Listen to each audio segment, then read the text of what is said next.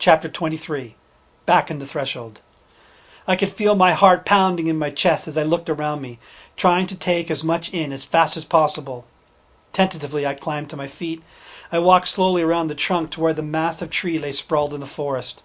Jagged edges stuck out at different angles from the bottom of the tree, as though they were still trying to retain their grip on the trunk. Huge chunks of wood chips lay scattered around the base of the trunk, and amongst them I could see the Dane Rochea. What had become of Jack? I assumed he was dead, but I didn't know for sure. Quickly gathering up the stones, I put them in my pocket and went to hide behind a cluster of trees about 100 feet away to wait. Looking up, I was surprised to see clear sky. I thought Jack said this place was always covered in cloud. No stars had appeared yet, but it wouldn't be long. Somewhere up there, Bog was fighting for his life, and I prayed that he got away. After what seemed like a safe amount of time, I returned to the tree. I knew I had to ascertain what had happened to Jack. I climbed up on the fallen tree and started to walk its length. At first the going was remarkably easy, as the base was quite wide and the branches were spaced far apart. The farther I went, however, meant that not only did the tree begin to narrow and the branches increase in their proximity, but also the weight of the fall was more than the outer structure could manage. In more and more places it looked like a loaf of bread that had fallen before it had a chance to be baked. Walking became very difficult. I had traveled for a good 30 minutes, picking my way around branches and carefully avoiding tripping on the collapsed trunk, when I saw him. I stopped in my tracks and just stared. He was there, still with the gold breastplate on, though the crown had fallen to its side. The sword which he had taken from me lay inches from his outstretched hand. I sat down in the tree and looked at him. He was dead. It all seemed too fantastic to be real.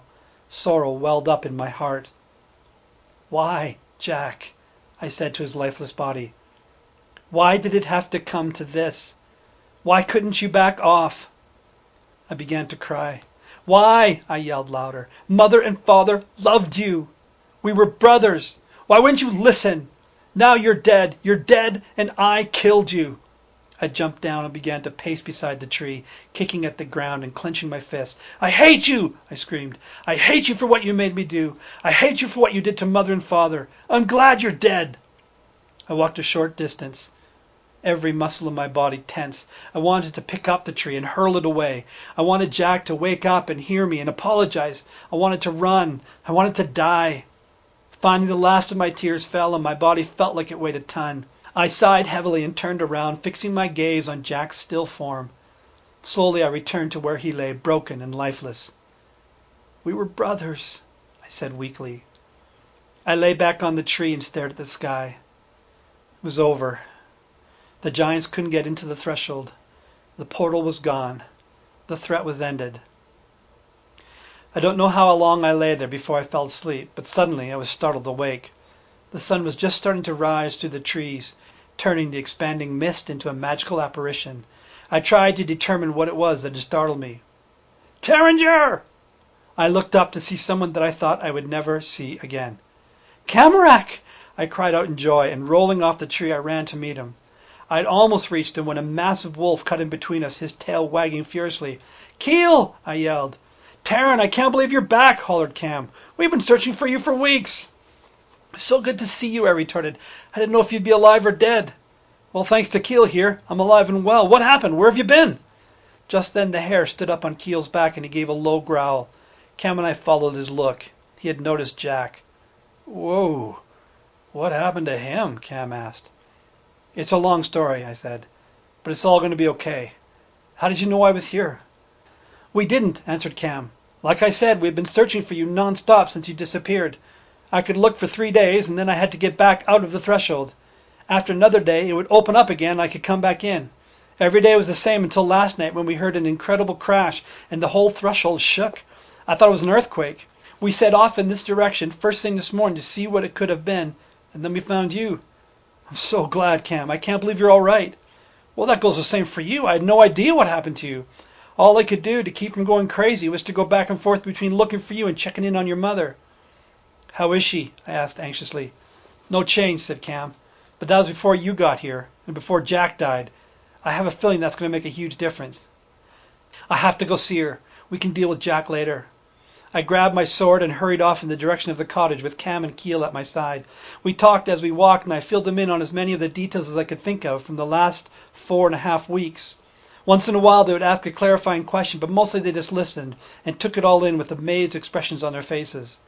In time we reached the cottage and my heart was filled with trepidation. How would I release my mother from the spell that Jack put on her? What if I couldn't do it? What if she died too? And then, all at once, these thoughts disappeared as the door opened and she walked hesitantly out of the cottage. "Mother!" I cried and ran over to her. She was weak and dazed, but she was alive. For a moment she looked at me in confusion, and then understanding dawned. It was like the sun breaking through the clouds after a rainy day. Her whole face lit up, and she reached out to me in a loving embrace. "Tarringer," she whispered, "it really is you." "Yes," I answered, my voice catching as tears streamed down my face. "It is me." We held each other for several minutes while Cam and Keel looked on, broad smiles encompassing their faces. Finally, Mother noticed them and separated herself from me. I introduced them to her, and she smiled in genuine greeting. "Where's your father, Taryn? And where's Jack?" She asked the second question with a shiver. "Can we sit down?" I asked. "I've a lot to tell you." And so, for the second time that morning, I related my adventures over the past month. Tears welled up in her eyes at the news of Chertek's passing, but she courageously urged me to continue and listened to the whole account with stoic attention.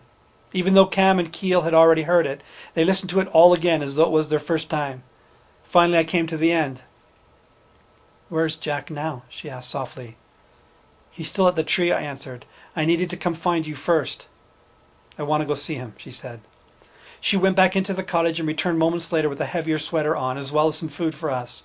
Without further delay, we began our return journey. Though she was still very weak, her determination to see her son drove her. We ate as we walked back to the tree, arriving there early in the afternoon. The moment she caught a glimpse of Jack's body, she ran the remaining distance to him. Cradling his head in her arms, she wept. The other three of us stood by in respectful silence as she mourned the loss of her son. There was no denying the wicked paths that Jack chose to follow, but that never stopped his mother from loving him. I found myself strangely comforted by that realization. Eventually she cried, "Enough." "Taryn," she called out to me. I hurried over to her side. "I don't want him to stay here," she said. "Can we bury him by the base of the tree?" "Of course," I assured her. Cam and I got to work immediately. We carefully freed his body from the confines of the tree. Removing his breastplate to lighten him, we took turns carrying him back alongside the fallen tree. When we arrived at the stump, we gently set him down again and began to dig a grave off to the side. When it was deep enough, we laid Jack's body into it and covered it over. We spoke little throughout the whole process, just enough to share directions back and forth. Mother sat off to the side, watching the entire ordeal in silence. Kirill lay next to her, providing his own form of support. He had kept his distance from us as we transported Jack's body through the woods, a primal fear still affecting him even after Jack's death. Finally, the task was completed, and Mother joined us beside the grave. Even Kirill approached cautiously and stood by her side. No one had anything to say, so we simply stood there in silence. At last Mother let out a long sigh. "Thank you," she said. We nodded back at her. She gave a final look at Jack's resting place and then started the journey back to the cottage. We stopped only once along the way to gather up Jack's breastplate and crown and arrived back at the cottage by nightfall. Since Cam still had another day that he could spend in the threshold, we agreed to one last night at the cottage. We stayed up late, telling stories and enjoying each other's company. For the first time in weeks, I felt a strong sense of peace. I told them more details about my time in Terrace, and they all wanted to see the Dain Roshea. I was able to discover the fake stone without much difficulty, and was left with the 8 that were true. "So much trouble for such insignificant-looking things," Cam noted. "I know," I replied. "It's crazy." "How will Terrace survive with the Dain Roshea gone?" Mother asked. I hadn't thought about that. Again, I felt myself hoping for Bog's safety. Finally, we were talked out, and we all drifted off to sleep. The next morning, as we were preparing to go, Mother took me aside. "I'm not going with you," she said. I was taken aback by her statement. I had assumed that now, with Jack and Chertek gone, she would want to come back with me to Corna. "Why?" I asked. "I don't understand." She read the hurt in my eyes and gently placed her hand to my face. "Taryn, I've lived here for almost 20 years now. This is my home. It is so different than the outside. It is peaceful and quiet here. It's where I belong." But you'll be all alone, I said, trying desperately to change her mind. No, I won't. Keel is here now, and there are other animals as well. I don't want to leave Jack's grave all alone. Besides, someone needs to look after the Dane Rochea. I hadn't considered that. I was just going to take them with me to Corna, but I realized that would be a foolish thing to do. At least here there was still a proximity to Terrace, and maybe their power could still be felt there. In the end, I saw the wisdom of her words, even if I didn't like the consequences. You'll be the last of the Guardians, I smiled. Maybe you can bring Toll and Shia for a visit, she added helpfully. I nodded and gave her a hug. I will come see you as often as I can, I promised. She returned my hug.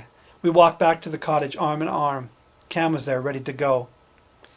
I thought you'd be feeling a bit weaker now that it's the third day, I questioned. This is my 7th or 8th time in here, he replied casually. I think I'm building up some sort of threshold immunity or something. I patted him on the back. Well, let's go then, I declared. Cam noticed my mother not making any move to follow, but seeing the resignation on my face, he simply joined without asking any questions. Keel padded alongside us for the return trip to the portal. Not a lot of traps, I noticed. Cam laughed. Oh yeah, the other thing Keel and I spent our time doing was destroying every single trap we could find. This is a remarkably safer threshold than it was a month ago. We arrived at the portal. I turned to say goodbye to Keel. He jumped up and rested his palms on my shoulders and licked my face. You'll be back, he said warmly. I hugged him affectionately. Keel then went over to Cam and the two of them wrestled on the ground, Cam laughing non-stop and Keel growling and yipping in friendly banter. Then it was time to pass through the portal. I gave one last look around the threshold. After a final goodbye to Keel, we passed through the portal and back into the world that was my home. The cool air and imposing mist settled around us immediately. Looking up from the bottom of the pit, I could barely make out the rim above us. Mist is still pretty heavy, I observed. Yeah, but you get used to it, Cam replied. It gets less intimidating the more you travel around it. I had to agree. After all I had been through, the mist was almost a welcome sight. You must be quite the thing going in and out of it, I laughed. They're calling me a mist walker, Cam returned my smile. Before they used to think I was crazy. Now they know it. We made our way back to Corna, arriving there just around noon. Shia saw us coming and ran to meet us. She threw her arms around me and kissed me through her tears. She said that Toll was at the market. We decided that after a quick bite we would go see him. Approaching the market, I saw him arranging displays. I was reminded of the market in Eain Hill and had to admit that not only did Toll run the best market in this world, but in probably any world. He looked up as we came near, and his smile was warm and genuine. You're back, he said simply. I could use some help. I smiled and went to join him. But before I could make my way behind the booths, I was confronted by a vengeful and irate Brobor. Standing next to him was Bayan. So, you finally stopped running, have you? Brobor accused. Come to own up to your crimes? I was surprised at how insignificant his challenge seemed at the moment. Even Bayan's presence didn't affect me in any way. I will own up to any crime I have committed, I answered. Tell me, what am I accused of? What are you accused of? Brobor asked incredulously. You burned down half of Corna. You attacked my son and broke his arm. You're a freak, a giant. Brobor, everyone knows that there's not enough evidence to prove that Tairn had anything to do with the fire, Toll replied. In fact, we've all agreed that his efforts to help save the town bordered on heroic. Still, that doesn't excuse what happened to my son, he went on, unhindered by Toll's rebuke. I didn't want to get into reliving the fight in Kofra, but I also didn't like the fact that Bayan had lied. I was about to start into what really happened when I heard a voice behind me. What happened to Bayan is easy to tell. I was there. I turned around to see Alita, and she looked even more beautiful than I remembered.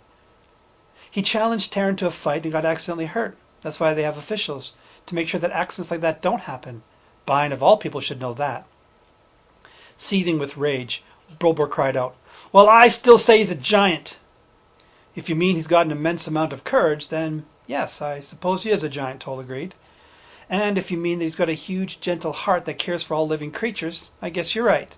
He is a giant, added Alita. And if you're talking about the best kind of friend a person could have, then Tairn is all giant, Cam concluded. Furious, Brobor stomped off in defeat with Bayan fleeting close behind him. It felt good to see them go, but I knew that this one incident wouldn't be enough to silence them. They weren't that kind of people. They would continue to accuse and gossip and do whatever they could to undermine my place in the town. In the end they succeeded, and were one of the main reasons I eventually left. But in that brief moment, Everything felt right. So, the Eventide Festival is tomorrow, Alida said. Is it? I smiled. I must have lost track of time. I guess my mind has been on other things. I haven't seen you since that day in Kofar, she continued. I want to ask you something when we were there. Really? I replied. I want to know if I could take you to the festival this year. You want to take me? I asked in shocked amazement. I do, unless you are already going with someone else. I looked at Cam, who just smiled. That would be great, I replied. And it was. The end.